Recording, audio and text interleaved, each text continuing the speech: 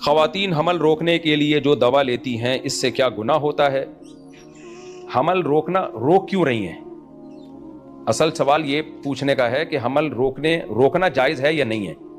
تو پھر وہ اس کے لیے تو مختلف طریقے ہیں، دوا بھی استعمال ہوتی ہے اور بھی بہت سارے طریقے جو ڈاکٹر بتاتے ہیں. تو اصل سوال یہ کہ دوا استعمال کر کیوں نہیں ہے، حمل روکنے سے مقصد کیا ہے؟ تو حمل روکنے کا مقصد اگر یہ ہے کہ بچے زیادہ ہوں گے تو لوگ کیا کہیں گے، لوگ کہیں گے اور کوئی کام نہیں ہے، جس طرح کے لوگ طنز کر رہے ہوتے ہیں نا، خود بھی حالانکہ پیدا ہوئے ہوتے ہیں، ان کی ماؤں نے بھی ان کو پیدا کیا ہوتا ہے.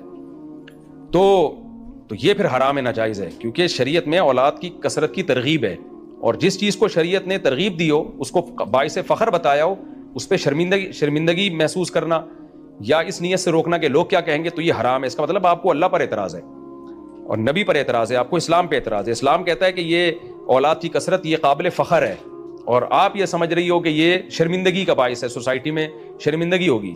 جس چیز پہ اللہ رسول نے فخر کا کہا ہو، آپ اس پہ شرمندہ ہو، تو اس پہ تو اسلام پہ ہی اعتراض ہے. اس نیت سے نسل روکنا حرام ہے. اسی طرح اس نیت سے بھی نسل روکنا حرام ہے کہ خرچے پورے نہیں ہوتے، کیونکہ اللہ تعالیٰ کی آپ کی جو اولاد ہے، اللہ کی مخلوق پہلے ہے، آپ کی اولاد بعد میں ہے وہ. تو اس نیت سے بھی نسل روکنا حرام ہے.